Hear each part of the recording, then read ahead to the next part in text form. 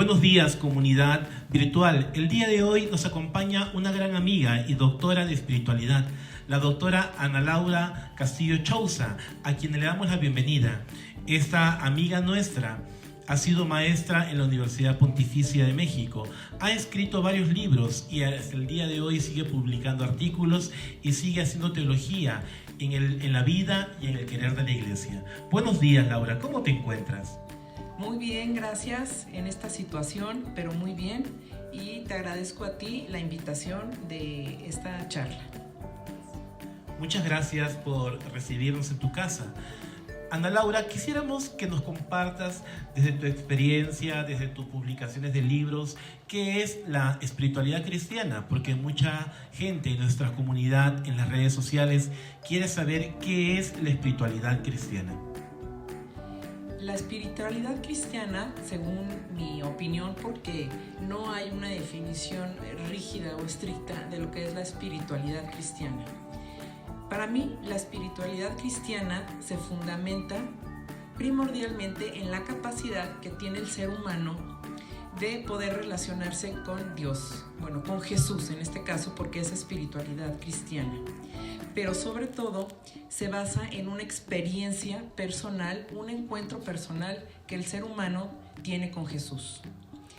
Voy a citar a un teólogo que me parece extraordinario en su reflexión, porque es actual, ha sido criticado, pero es muy coherente, y según él, y yo comparto con él su definición, que la espiritualidad cristiana es el seguimiento de Jesús, pero es seguirlo solo a él, a nadie más. Por eso es cristiana la espiritualidad. Y seguirlo en su proyecto de vida, que incluye, por supuesto, muchas renuncias, que es un proyecto que se solidariza siempre con el hombre sufriente. En cualquier circunstancia, el proyecto de Jesús, de esta espiritualidad, está enfocado a ser solidario con los que sufren, sobre todo. También la espiritualidad cristiana es seguir a Jesús, a seguir a una persona, no a una doctrina, no a una idea, sino a esta persona que para nada es un dogma, como podría contradecirse para muchas personas conservadoras. No, es seguir a Jesús, pero solo a Él. Lo cual, si somos fieles a este seguimiento, desde el punto de vista evangélico, por supuesto, esto va a conllevar a conflictos, a críticas, ya sea con la autoridad, con muchas personas que no comparten esta idea, pero pues hay que ser conscientes que seguir a Jesús siempre implica un riesgo. Muy bien, y en torno al seguimiento de la persona de Jesús que nos acabas de compartir, Ana Laura, como la experiencia espiritual, como esa espiritualidad cristiana, ¿cómo podemos vivir la espiritualidad nosotros en estos tiempos? Pues vivir prácticamente esta espiritualidad incluye el seguimiento, como ya se había mencionado. ¿En qué consiste este seguimiento? Pues bueno, sobre todo en desprenderse, sobre todo de uno mismo, y ver a los demás, o sea, abrirse a los demás, porque eso es el proyecto que propone Jesús. Seguirlo en su destino, que como dije también anteriormente, incluye el conflicto, solidarizarse, compadecerse en este mundo que es desgraciadamente tan violento, y sobre todo en esta circunstancia de virus, solidarizarse no solo con los enfermos, sino con todas las personas que sufren en cualquier situación, en cualquier circunstancia.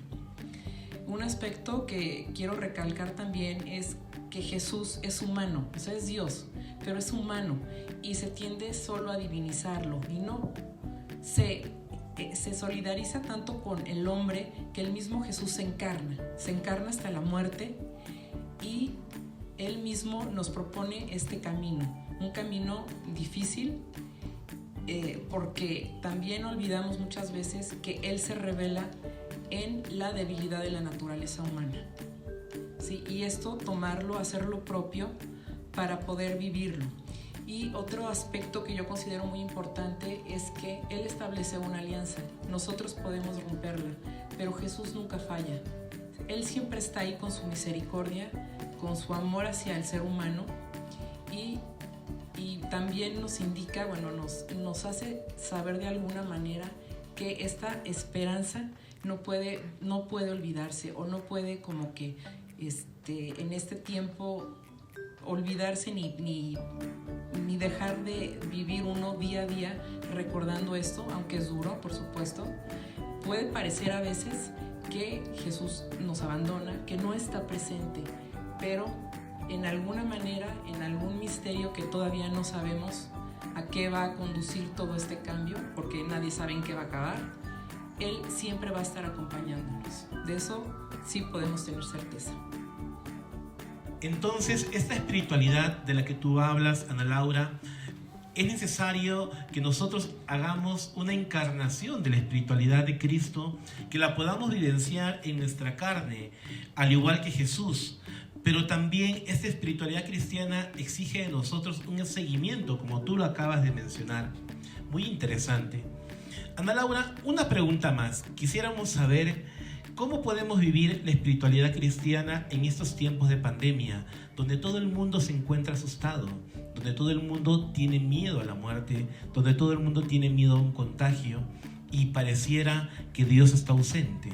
Pareciera que Dios ha dejado a su pueblo abandonado, y mucha gente está muriendo en muchas partes del mundo.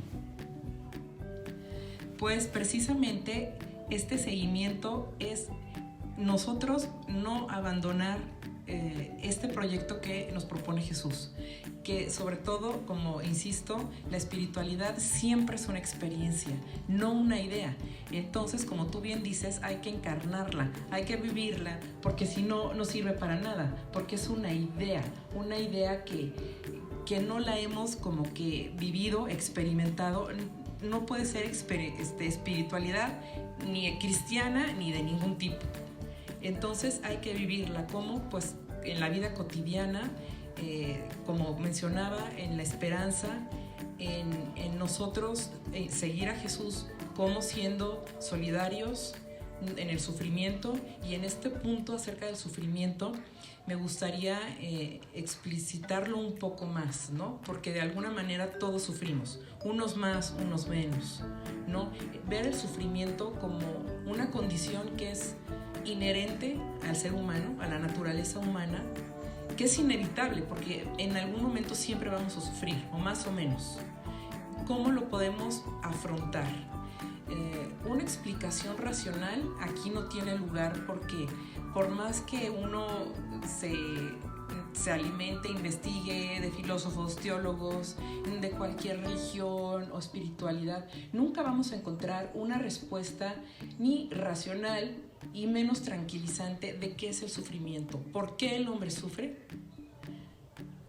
Según la espiritualidad cristiana, Dios no castiga. Dios quiere que el hombre sea feliz, para eso lo crea, para que viva. Entonces, esto de que es muy común, desgraciadamente, todavía oírlo, de que Dios te castiga porque hiciste tal cosa, ¿no? Yo creo que eso es un concepto muy pobre de espiritualidad.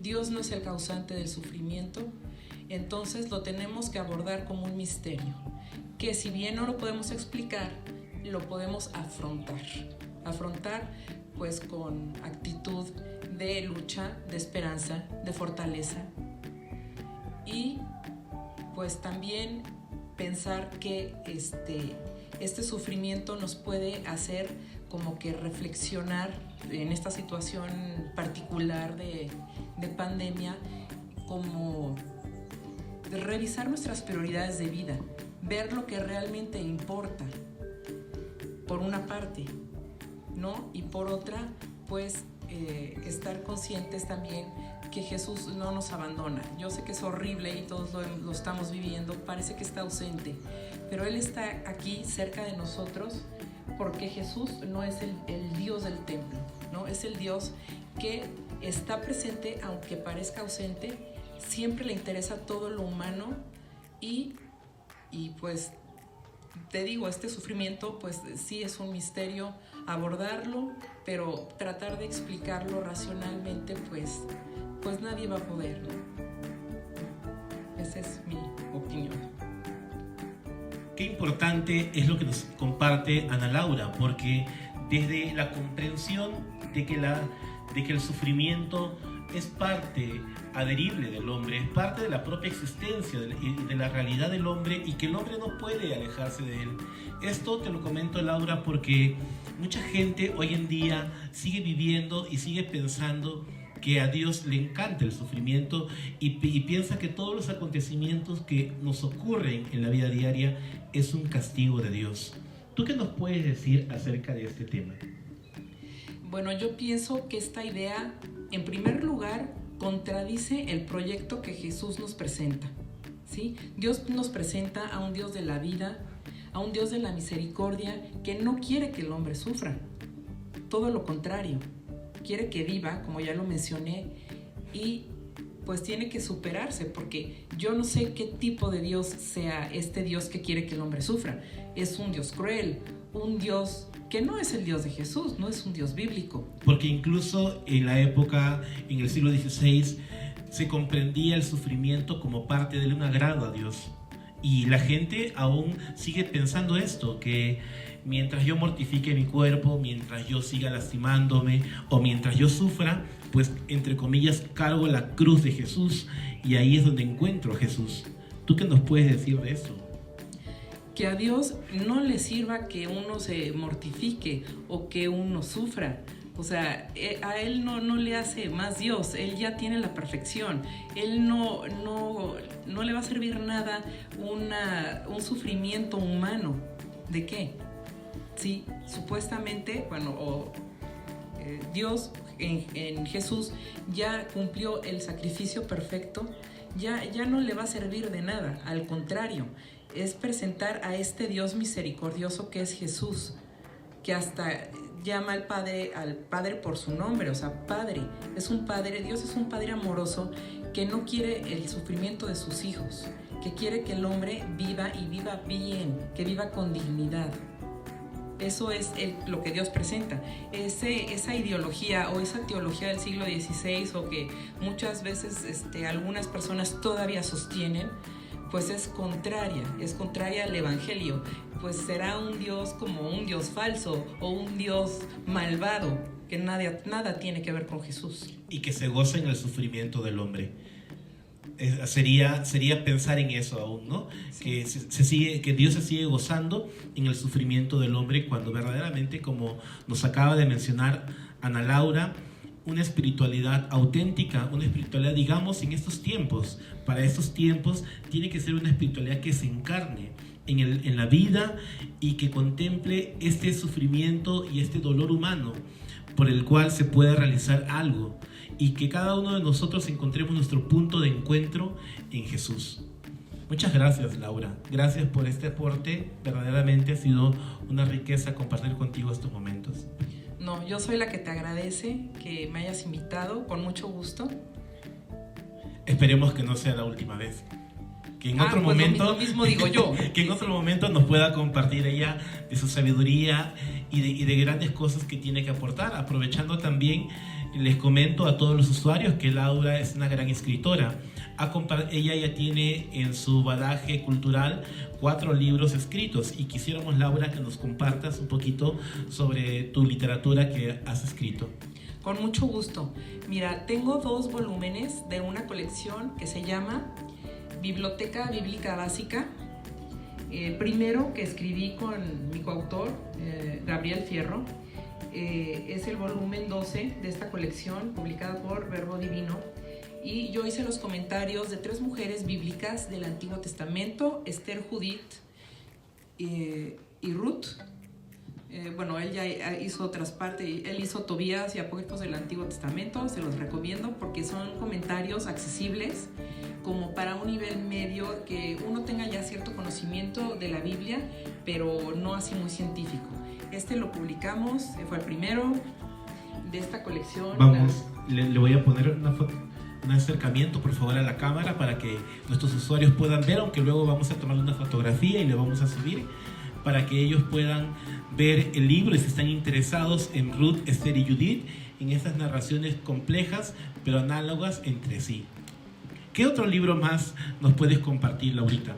Bueno, otro volumen de esta misma colección, la hicimos posteriormente. Gabriel Fierro hace un análisis de los libros primero y segundo de Crónicas, de Esdras y Nehemías, y a mí me tocaron los libros primero y segundo de los Macabeos. Estos no son que hablan de la mujer, porque generalmente me gusta escribir sobre la mujer en la Biblia, pero bueno, también es accesible y... Historiografía. Esta es la conclusión del post-exilio, ¿verdad? No finalizado, el devenir histórico del pueblo de Israel, marcado por la fidelidad y las rebeldías. El libro de primera y segunda de Macabeos. Exacto. Bueno, otro libro que es muy sencillo, muy corto, muy accesible. ¿Recomendable? Claro que sí. Es un libro que fue, en primera instancia, fue mi tesis cuando terminé la licenciatura en Teología Espiritual en la Universidad Pontificia de México. Lo hice de Ruth. Es un poco más extenso que el comentario que les mencioné al principio. Y se titula Ruth, una espiritualidad solidaria, donde insisto sobre la importancia de este personaje que, no siendo hebreo o judío, bueno, más bien hebreo, se logra integrar al pueblo de Israel y se solidariza con su suegra, que es una relación muy difícil hasta hoy en día, la de suegra-nuera, y cómo lo resuelve y cómo ella, siendo extranjera, es antecesora o ancestra del mismo Jesús. Muy bien. Espiritualidad, una espiritualidad solidaria de Ruth, por Ana Laura Castillo Chouza. ¿Y cuál es el otro libro que nos puedes compartir? El otro libro es el trabajo que yo hice de mi tesis doctoral en teología espiritual, aunque también la combino con la teología bíblica, que se titula La manifestación de Dios en las matriarcas de Israel, la encarnación femenina de las promesas salvíficas. Este libro me lo publicó la Universidad Pontificia de México y pues es como la coronación de todos mis estudios que realicé ahí, filosóficos y teológicos.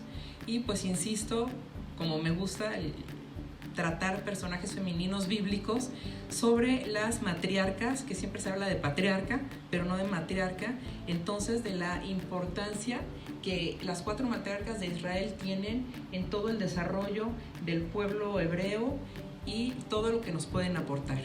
Es una gran riqueza espiritual. La manifestación de Dios en las matriarcas de Israel.